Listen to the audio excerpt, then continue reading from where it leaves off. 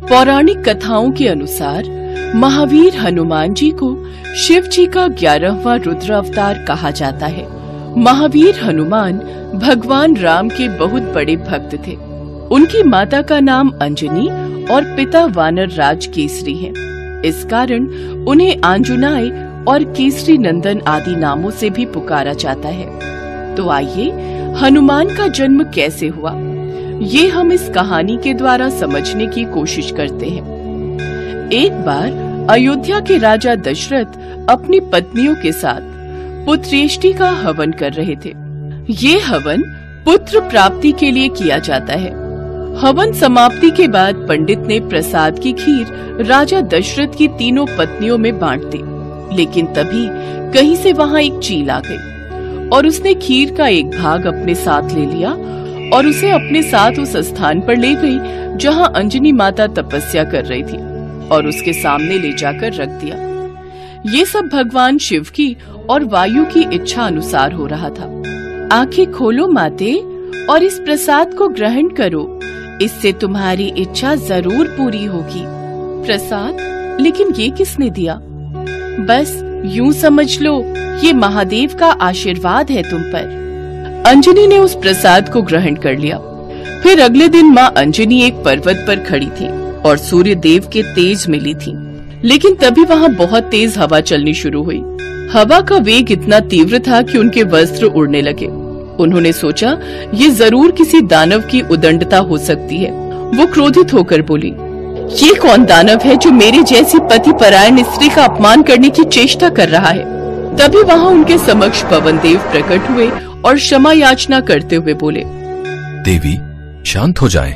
दरअसल आपके पति को जो वरदान प्राप्त है उसके अनुसार आपको मेरे समान एक शक्तिशाली बलशाली पुत्र की प्राप्ति होगी। इसी वरदान को पूर्ण करने के लिए मुझे आपके शरीर को स्पर्श करना पड़ा। मेरे स्पर्श के माध्यम से रुद्रदेव का एक अंश भी आपके शरीर में प्रवेश कर चुका है। इसलिए महादेव के अवतार के रूप में आपका पुत्र इस धरती पर जन्म लेगा। कुछ समय बाद पवन देव का कथन सही हुआ और महादेव ने हनुमान के रूप में कार्तिक मास की चतुर्दशा में वानर राज के यहाँ अंजनी माता के उदर से हनुमान जी के रूप में जन्म लिया। ऐसे ही कुछ महीने बीते। एक रोज हनुमान को जोर की भूख लगने लगी। मातेश्री, हमें बहुत जोर की भूख लगी है, हमें कुछ खाने को दो ना। हम अभी तुम्हारे लिए फल लेकर आते हैं। लेकिन माँ अंजनी को आने में थोड़ी देर हो गई और हनुमान से भूख बर्दाश्त नहीं हुई। उनकी नजर पेड़ से झांकते हुए लाल सूरज पर गई। अरे वाह, ये तो कितना लाल फल है, निश्चित ही ये बहुत मीठा होगा। ये सोचकर हनुमान आकाश की ओर उड़ गए। लेकिन उस रोज अमावस्या का दिन था, जिस कारण सूरज को ग्रसने राहु आया था। किंतु हनुमान को देख उन्हें ऐसा प्रतीत हुआ कि ये भी कोई दूसरा राहु है, इसलिए वो वहाँ से चुपचाप चले गए। लेकिन हनुमान की भूख तो बढ़ती ही जा रही थी और वो सूरज की ओर बढ़ते चले जा रहे थे। तभी इंद्रदेव की नजर हनुमान पर गई। कहीं ये बालक सूरज को निगलकर उसे अपना आहार न बना ले, मुझे इसे रोकना होगा। ये कहकर इंद्रदेव ने हनुमान पर प्रहार कर दिया और वो मूर्छित होकर गिरने लगे। तभी पवन देव ने वहां आकर उन्हें थाम लिया और गुस्से में उन्होंने हर प्राणी मात्र की वायु का संचार रोक दिया। तभी वहां सभी देव प्रकट हुए और उन्होंने पवन देव को ऐसा करने से रोका। फिर सभी देवों ने हनुमान जी को वर दिया। मेरा वरदान है कि ये अमित आयु रहेगा। मेरा वरदान है कि ये कभी भी वज्र से परास्त नहीं होगा। मेरे सताश तेज से ये हर कला में युक्त और संपूर्ण शास्त्रों का विशेषज्ञ होगा। मेरे वरदान से ये पाश और जल से अभय रहेगा। ये सदा यम दंड से अवध और पाश नहीं रहेगा। ये सदा अजय और प्रमाद योद्धाओं से अजय प्राप्त करने का योद्धा रहेगा। अस्त्र शस्त्र तथा यंत्र आदि से इसे कोई फर्क नहीं पड़ेगा। इस प्रकार सभी देवों द्वारा हनुमान जी बेहद शक्तिशाली हो गए और इस प्रकार आगे जाकर जो उन्होंने काम किए वो सभी प्रकार के हनुमान भक्तों में प्रसिद्ध हैं। तो ये थी हनुमान जी की संपूर्ण कथा। हनुमान जयंती पर हनुमान जी की पूजा करना अत्यंत शुभ माना गया है। चौकी पर लाल रंग का कपड़ा बिछाएं और उस पर हनुमान जी के साथ भगवान श्री राम की तस्वीर रखें। फिर हनुमान जी को लाल और भगवान श्री राम को पीले फूल अर्पित करें। पहले श्री राम नाम का जप करें, फिर हनुमान जी के मंत्र का जाप करें।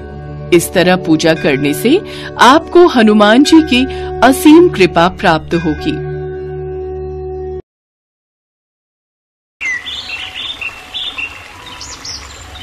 सीतापुर गांव में एक बहुत पुराना हनुमान मंदिर था। वहां के पंडित राम नारायण जी बहुत ही सालों से उस मंदिर की सेवा कर रहे थे। वो हनुमान जी के बहुत बड़े भक्त थे। बोलो बजरंग बली की जय। हम सभी भक्तों पर अपनी कृपा बनाए रखना प्रभु, आपकी सदा ही जय हो। राम राम पंडित जी। राम राम बेटा, ये लो हनुमान जी का प्रसाद। ये लो बेटी, तुम भी लो। राम राम पंडित जी, अब तबीयत कैसी है? सुना था आप बहुत बीमार थे। मौसम है सर्दी का, ये तो चलता ही रहता है। थोड़ी सर्दी खांसी और जुकाम हो गया था बस। ठीक तो मुझे होना ही था। हनुमान जी मुझे याद कर रहे थे, उन्होंने ही जल्दी ठीक कर दिया और मैं मंदिर आ गया। आपकी सारी चिंताओं का समाधान अब हो ही गया समझो। राम राम पंडित जी। राम राम जमींदार साहब। आज सुबह सुबह पंडित जी, अब मैंने सोच लिया है कि आपको भी थोड़ा आराम चाहिए, इसीलिए आपका हाथ बटाने के लिए मैंने शहर से केशव को बुलाया है। मेरे साले जयप्रकाश के घर के पास ही मंदिर में एक पंडित जी हैं, उनका बेटा है केशव। केशव, ये हमारे हनुमान मंदिर के बहुत पुराने पंडित जी हैं, राम नारायण जी। अब तुम्हें इनके साथ ही रहना है। चिंता मत कीजिए जमींदार साहब, अब मैं पूरी तरह से मंदिर को संभाल लूंगा। राम नारायण जी, अब आप हनुमान मंदिर की सारी सेवा मुझे दे दो और आराम से बैठो। हाँ हाँ बेटा, जरूर। मैं तुम्हें मंदिर के सभी कार्य समझा देता हूँ। ये साप्ताहिक आरती की सूची है। यहाँ इस दिन कथा वाचन होता है, किस समय कीर्तन होता है वगैरह सब कुछ इसमें विस्तार से लिखा हुआ है। प्रत्येक सप्ताह भंडारा भी आयोजित होता है। धीरे धीरे तुम सब सीख जाओगे। राम नारायण जी केशव को सब कुछ समझाते रहे और केशव ध्यान से सुनता रहा। हनुमान जी की मूर्ति बहुत सुंदर थी। उस पर सोने का मुकुट, गले में सोने की माला तथा सोने के अन्य आभूषण भी जड़े हुए थे। केशव का सारा ध्यान बस हनुमान जी के सोने के आभूषणों पर ही रहता था। उसके मन में सोने के आभूषण देखकर लालच उत्पन्न हो गया और वो आभूषण चुराने के लिए योजना बनाने लगा। ऐसा क्या करूं जिससे सांप भी मर जाए और लाठी भी ना टूटे? मुझे तो हनुमान जी की इस मूर्ति से आभूषण चुराने ही होंगे। बहुत महंगे आभूषणों से श्रृंगार किया हुआ है। बस मौका देखते ही ये आभूषण मुझे अपने कब्जे में ले ले। बस ऐसे ही रोजाना राम नारायण जी देर से मंदिर आए, फिर मेरे पास अच्छा मौका रहेगा। राम राम पंडित जी। पंडित राम नारायण जी नहीं आए क्या? हाँ, वो आजकल मैं मंदिर की काफी चीजें संभाल लेता हूँ ना, इसीलिए वो देर से आते हैं। कुछ काम था? हाँ, वो उन्होंने हवन की सामग्री लिखवाने के लिए बोला था। अच्छा अच्छा, कोई बात नहीं, मैं लिख देता हूँ।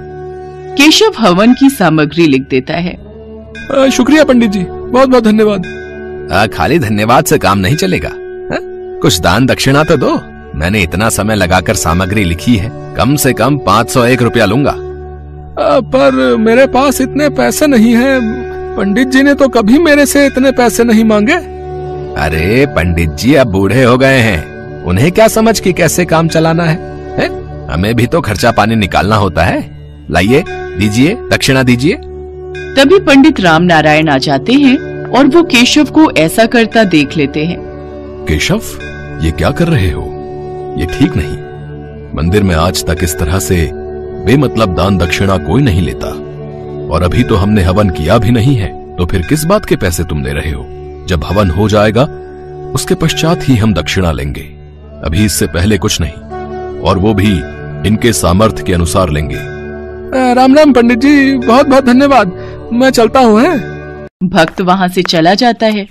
केशव मन ही मन ईर्ष्या से भर जाता है और अब तो उसने ठान ही लिया था कि वो पंडित राम नारायण को रास्ते से हटा कर रहेगा। मुझे पंडित राम नारायण का कुछ करना ही होगा, वरना ये तो मुझे कुछ कमाने ही नहीं देगा, और फिर मुझे मंदिर के आभूषण चुराकर इनका पत्ता भी यहाँ से साफ करना है। मुझे ये काम जल्दी ही करना होगा।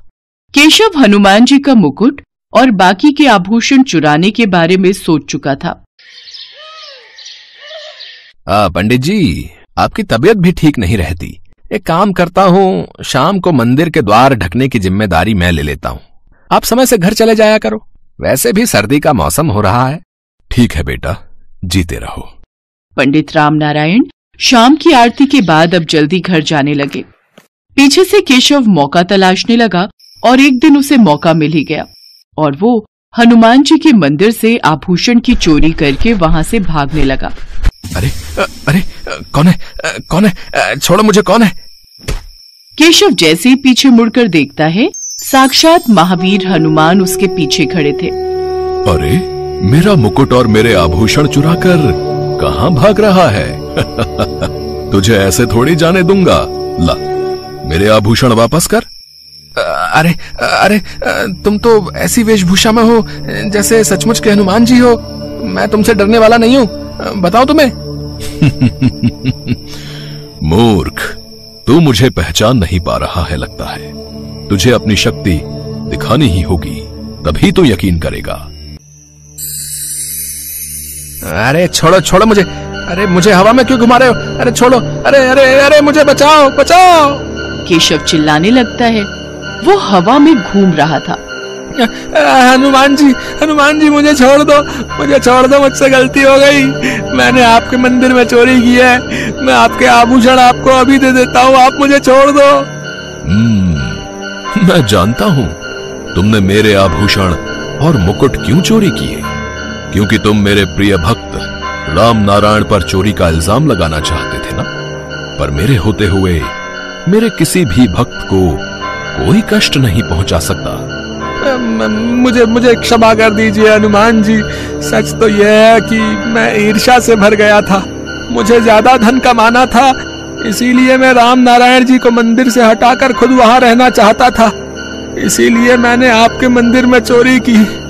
मुझसे बहुत बड़ी भूल हो गई हनुमान जी, मुझे क्षमा कर दो। मैं अब से ऐसी गलती कभी नहीं करूंगा। पूरी श्रद्धा और भक्ति के साथ आपकी पूजा और भक्ति करूंगा। सबसे प्रेम से रहूंगा और कोई बेईमानी नहीं करूंगा। ठीक है, मैं तुम्हें क्षमा कर रहा हूं। जाओ, ये मुकुट और आभूषण मंदिर में वापस रख दो और अपने कार्य को पूरी ईमानदारी से करो। केशव हाथ जोड़े खड़ा था। हनुमान जी वहां से अंतर्ध्यान हो जाते हैं। केशव की आंखों में पश्चाताप के आंसू थे। वो मंदिर में वापस जाता है और फिर से हनुमान जी को मुकुट और सारे आभूषण वापस पहना देता है। कहते हैं कभी कभी जब भक्त राह भटकने लगते हैं तो भगवान को उन्हें सीधे रास्ते पर लाने के लिए धरती पर आना ही पड़ता है। केशव को सबक मिल गया। उसे अपनी भूल का एहसास हो गया और अगले दिन से उसने अपने व्यवहार को बदला।